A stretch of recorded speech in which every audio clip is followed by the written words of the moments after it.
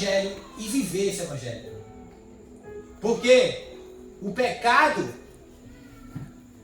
parece que ele corre nas nossas veias, né? Não diz Paulo, né?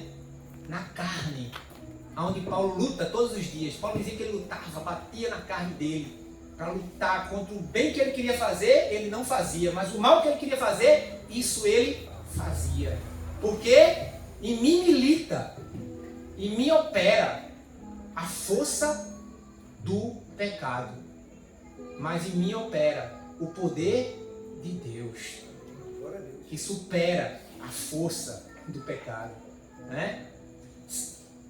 Você que está aqui hoje, até convido, eu vou adiantar aqui o tema lá para o discipulado para quarta-feira, que a gente está, nós estamos nos preparando para o batismo, né? Então, a gente já falou sobre ceia, já falou sobre batismo, dízimo. A semana, quarta-feira foi o quê? Eu me esqueci. Quarta-feira foi o quê? Mordomia cristã. Hã? Tá aí. Muito bom. E quarta-feira nós tratamos sobre testemunho, querido. O testemunho que é importante, cada um de nós, cristãos, termos na comunidade, em casa, em todo canto. Se preocupem com isso, em dar testemunho. Que as pessoas olhem para você, olhem para nós, olhem para a igreja e elas tenham prazer. Elas não tenham nem o que falar mal.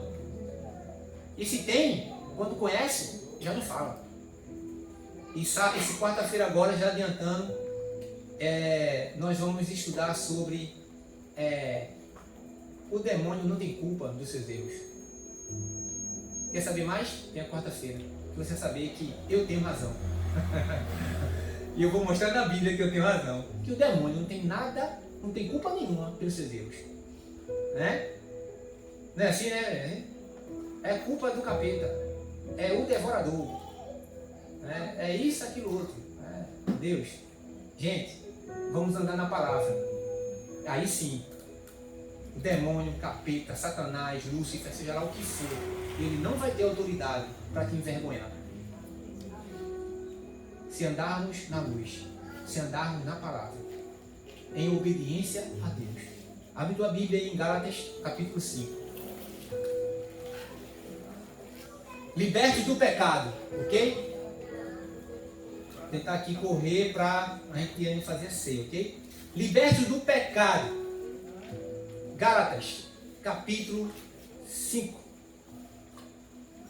versículo 17.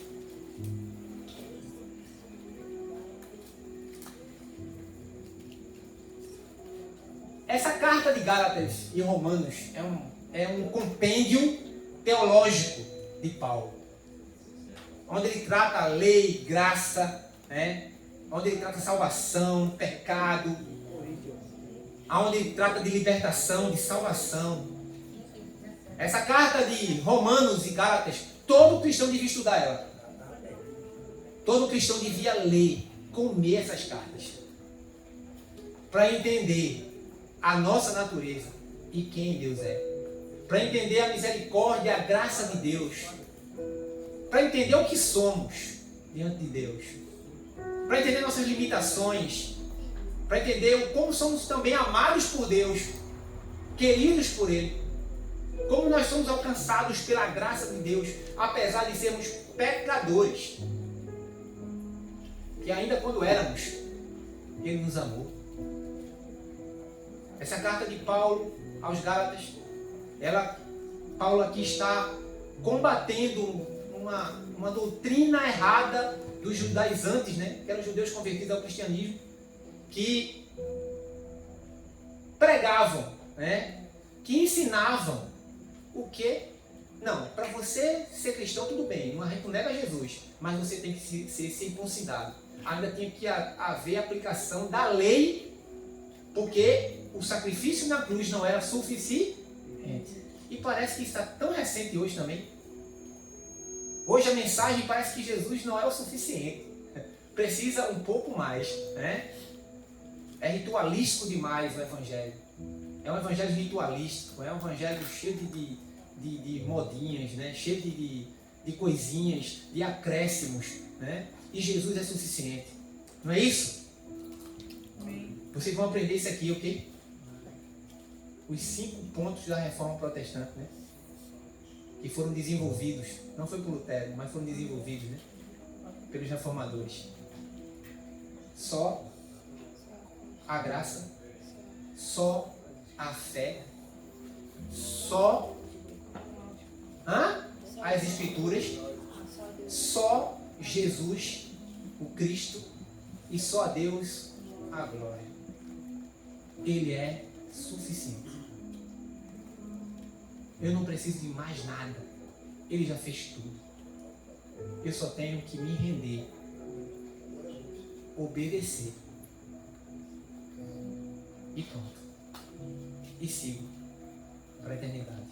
Amém? Gálatas capítulo 5, 17 a 25. Vamos lá. Vai logo no 16, ok? As obras da carne e o fruto do Espírito.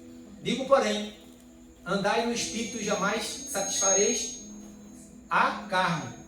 No caso, a concupiscência, né? Os desejos carnais. Porque a carne milita contra o Espírito, a carne luta contra o Espírito. E o Espírito contra a carne. Porque são opostos entre si. Para que não façais o que, porventura, seja do vosso querer.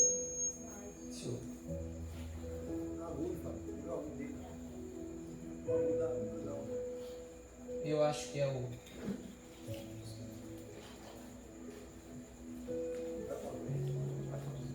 Eu estava onde? 18, né? Mas se sois guiados pelo Espírito, não estáis sob a lei, sob ritos, sob tradições, seja lá o que for. Ora, as obras da carne são conhecidas, e são elas o quê?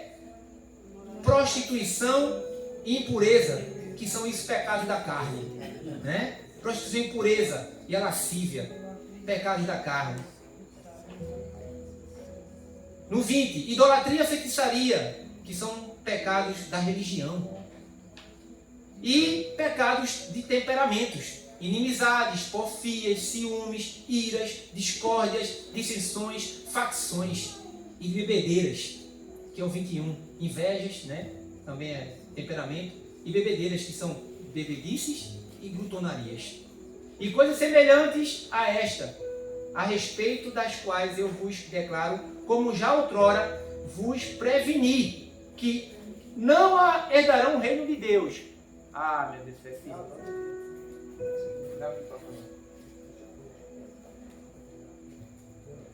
Não herdarão o reino de Deus os que tais praticam isso.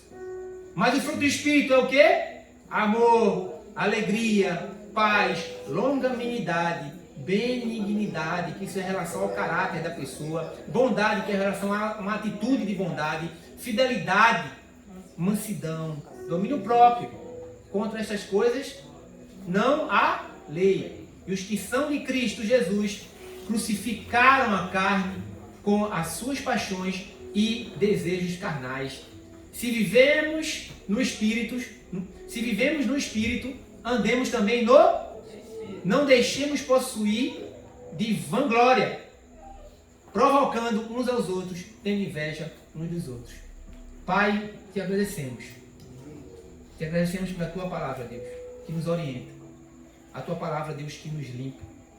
A tua palavra, Senhor Jesus Cristo, que nos leva, Deus, ao entendimento da tua vontade para nós. Em nome de Jesus. A nossa natureza, querido, você sabe disso, né? Que a sua natureza pecaminosa, a nossa natureza pecaminosa, ela não busca a Deus. Ninguém busca a Deus. Ninguém ama a Deus. Se Deus não fizesse isso primeiro. O texto bíblico diz que ninguém busca a Deus. Nós não gostamos de orar. Nós não gostamos de ler a Bíblia. Nós não gostamos de ir na igreja. Nós, na verdade, não gostamos do que Deus gosta. Você pode até estar pensando, eu gosto. E mesmo a gente gostando tanto, a gente falha. Porque se não é o Espírito de Deus que nos leve, que nos conduza a amar a Bíblia, a orar, a comunhão, tudo que é a Deus, nós não vamos. A nossa carne, a nossa natureza, ela não busca a Deus. Na verdade, nada que esteja relacionado a Deus, a não ser que Deus só seja objeto para alcançarmos algo que nos interessa. Porque nós somos muitas vezes interesseiros.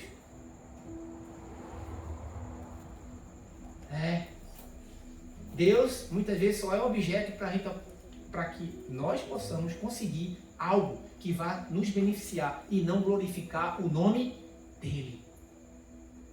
Porque muitas vezes nós não estamos dispostos a glorificar o nome de Deus nas nossas vidas, que exige sacrifício, que exige esforço, que exige de nós deixar tudo. Presta bem atenção nisso, querido. Isso é a carta de Gálatas e Romanos que fala. Não buscamos a Deus. Quantos de nós temos prazer de ir para o estudo bíblico? Culto de oração. Eu fiz parte não, né? No caso, minha vida espiritual sempre foi toda aqui, né? Mas lá, quando eu estava no Bongi, era uma igreja lá, batista, e é interessante que a igreja tinha uns 800 membros.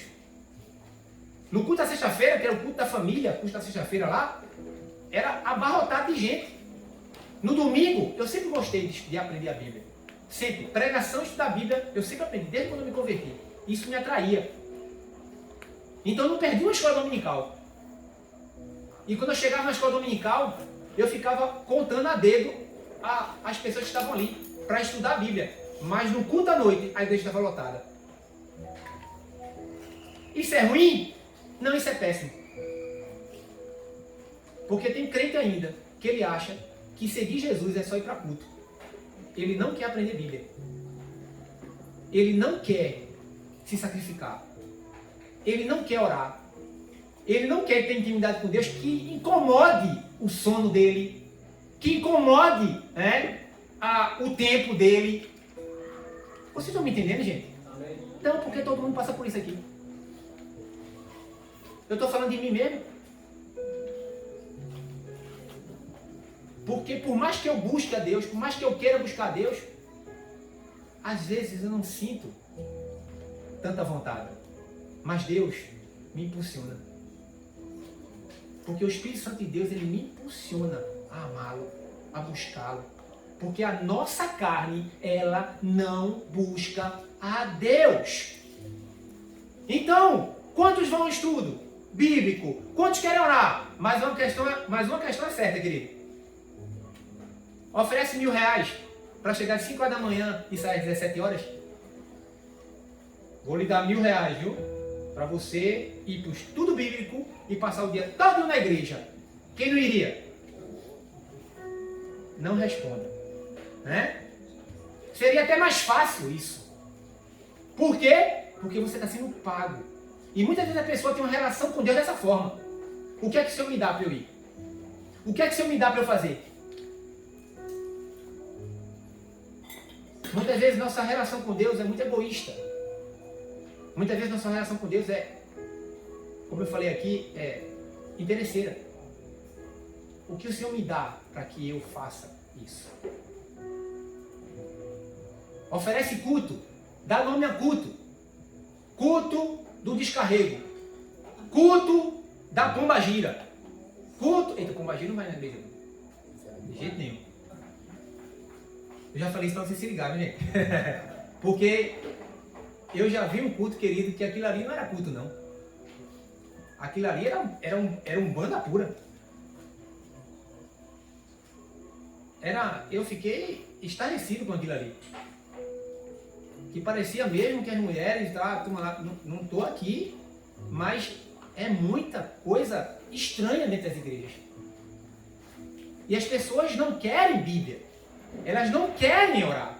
Elas não querem estudar a Bíblia. Elas não buscam a Deus de forma bíblica, correta.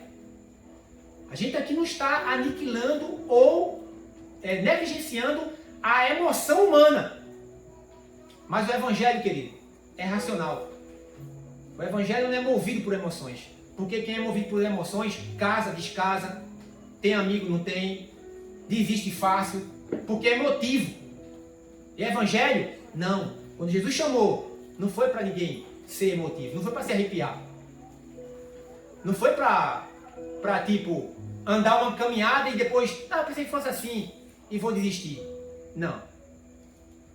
Por isso que ele diz, vem a mim. Pensa direitinho no que você está decidindo. É por isso que aqui eu ensino biblicamente quando uma pessoa tem uma decisão por Jesus. Sabe o que foi que você escolheu? Sou crente. Não, você morreu. A partir de hoje você morreu. Você está morto. Porque agora quem vive você é Jesus. Agora não vivo eu, mas Cristo vive em mim. E a vida que vivo nele, eu vivo para glorificá-lo. Você morreu. Mas muitos ainda não morreram. Muitos ainda estão sendo impulsionados pela sua carne, pelos seus desejos, pelas suas emoções. E seguir Jesus não é dessa forma. O que buscamos então? O que nos convém. O que buscamos em Deus? O que nos convém. E não é assim? Não é essas mensagens que estão por aí se pregando? Jesus parece mais um shopping? Lojas? Oferecendo um produto? E não um Deus Todo-Poderoso, Criador dos céus e da terra, Senhor e Salvador. Estão oferecendo um produto e não Jesus. E Jesus não é um produto. Nós escolhemos como servimos a Deus. Não é da forma dele. Nós escolhemos como servimos. Interessante isso. Não há negação, não há sacrifício, não há entrega, não há sujeição, não há submissão, não há prioridades para o necessário para o nosso amadurecimento, crescimento e conhecimento espiritual. Muitos estão oferecendo o céu para as pessoas e não Jesus. As pessoas estão mais interessadas em chegar no céu. Tá nem aí se Jesus vai estar lá. O que importa é estar no lugar onde não vai ter, onde vai ter a ausência de dor, a ausência de sofrimento, a ausência de perrengue. O que importa é isso. Aonde você quer estar? No céu ou perto de Jesus? Porque se você falar perto de Jesus, então não existe céu, querido. Porque o céu é Ele. Nós estamos almejando um dia viver a eternidade com o nosso amado. Com Jesus, eu quero ver Jesus, eu quero estar perto dele, eu quero estar aonde ele está. Eu não quero o céu, eu quero Cristo. E o que estão pregando por aí, o que estão ensinando por aí, é Jesus o produto e dizendo para as pessoas, eu vou te dar o céu. Jesus é somente aquele que vai te conduzir, ele vai apontar para o céu, como Nirvana, para os budistas, né? Como a limbo, para os espíritas, né? Como o paraíso, né? Para os muçulmanos. Aí nem posso se Maomé vai estar lá, não, eu quero o céu. Eu quero ausência de dor, eu quero ausência de sofrimento. E é esse tipo de mensagem que estão aí pregando, querido. Sabe por quê? Porque a nossa essência não busca a Deus. Só isso. É uma carne que milita contra o Espírito todos os dias, como diz o texto.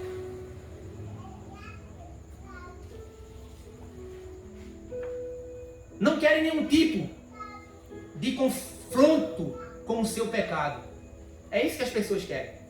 Elas não querem nenhum tipo de confronto com o seu pecado. Principalmente os pecados de estimação. Não querem pastores, querem gurus. Não querem igrejas, elas querem clubes. Onde ali elas se sintam bajuladas, onde ali ela só vai escutar o que quer escutar. Queridos, não é muito confortável escutar uma mensagem assim, porque a mensagem hoje é de vitória, você é vitorioso, né? Você pode, Deus vai te dar vitória e tal. Isso é bom demais, tu não sai pulando. Mas quando confronta com o nosso pecado, não é uma mensagem muito agradável de se ouvir. Mas é importante para que nós percebamos, queridos, o quanto nós somos miseráveis, pobres e nus e que precisamos de Deus. E que precisamos buscar Deus dia a dia, todos os dias, na sua palavra. Todos os dias, na sua palavra. Não devemos seguir Jesus, onde colocamos nossas emoções, nossos cansaços, desejos, acima do chamado, para deixar tudo, para se negar. Mateus capítulo 19, 27 a 30, fala ali da história de quê? Do jovem rico. Mestre, o que devo fazer é como Deus tem que se moldar a mim. Mestre, o que eu devo fazer? O que eu posso fazer para ter a vida eterna? Jesus diz ali para ele que não era isso que Jesus, né, queria que ele fizesse, mas ele sabia onde estava o coração dele. Tu é rico, vende tudo que tu tem e distribui com os pobres. O que é que a Bíblia diz ali? Que ele ficou triste e foi embora sem dar uma palavra. E o discípulo ficasse de cara, olhando com aquela botica de olho, né? Aí Jesus depois completa e fala assim, dificilmente um rico entrará no reino dos céus. É mais fácil um camelo, uma corda grossa, entrar num buraco de uma agulha do que um rico. Mas ele está falando do rico? Está falando do pobre, está falando do ser humano. Daquele que tem um coração nas coisas. Tanto pode ser pobre, como pode ser rico. Porque tem pobre mais arrogante que rico. Que não tem nada. E não quer Jesus. E blasfema ainda mais. Aí quando os apóstolos, os discípulos, escutam eles falar isso, Pedro diz logo, e quem vai poder salvar? Aí Jesus diz para eles, para isso, como esse cara aí, esse jovem, é impossível, Pedro. Mas para Deus, é possível. E Pedro diz, deixamos tudo para te seguir, Senhor. Deixei minha casa, deixei minha família, deixei meus sonhos, deixei meus desejos, deixei tudo para te seguir. E Pedro ainda pergunta, e o que é que nós vamos ganhar? E a resposta de Jesus foi qual? Eu. Basta Pedro. Pedro aceitou isso, que tanto é que diz a tradição que ele morreu de cabeça para baixo, na cruz, crucificado de cabeça para baixo, porque ele disse que não seria digno de morrer como o mestre dele. Então a perversidade humana botou o cara de cabeça para baixo.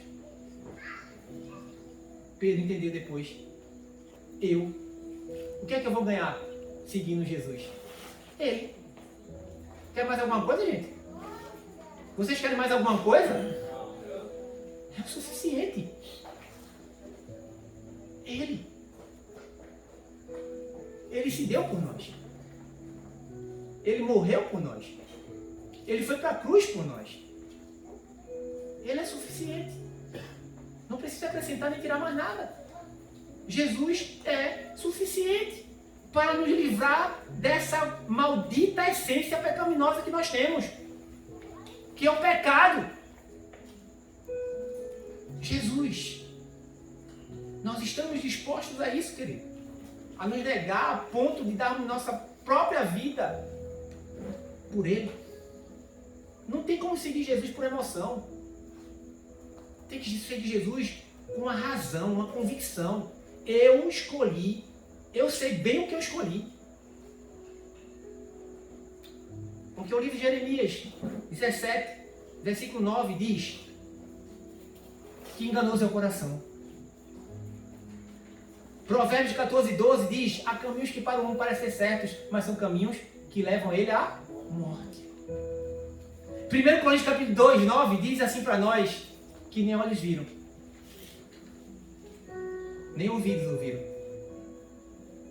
e nunca se penetrou no coração do homem aquilo que Deus tem guardado para Pedro, para Paulo, para Lucas, para Mateus, para Fábio, para a Rafaela, para o Luciano, para todos vocês que estão aqui. Aleluia. Glória a Deus. É isso. E a gente se apega. Tá todo mundo preocupado amanhã com eleição. Vai ser uma guerra. É vermelho com ela. Quem está no controle é Deus, querido. Eu quero saber quem vai ganhar. Eu quero saber que eu tenho um Deus que está no controle, que não é esses caras que mandam, não. Não é o homem que está no controle da história, não. É Deus. Impérios caíram, queridos. Egito, Assíria, Roma, Babilônia. Se levantaram homens, filósofos, totalmente escarnecedores, se levantaram contra a palavra de Deus, contra a igreja. Estão mortos. Como Nietzsche falou, Nietzsche escreveu o livro lá, A Morte de Deus. Por ironia, botaram no túmulo de Nietzsche quando Nietzsche morreu. Nietzsche morreu, assinado Deus. Deus está no controle de todas as coisas. É Ele que bota, é Ele que tira, é Ele que permite. É esse Deus que eu creio, é esse Deus que eu vejo nas Escrituras. É esse Deus que fala para mim que Ele é poderoso e que eu devo confiar nele. Mesmo que minha carne, mesmo que eu fique até às vezes confuso, de coisas que às vezes eu não entendo. Mas eu tenho que confiar. Porque a palavra de Deus, ela é verdade. Ela é verdade na minha vida. Ela transformou a minha vida.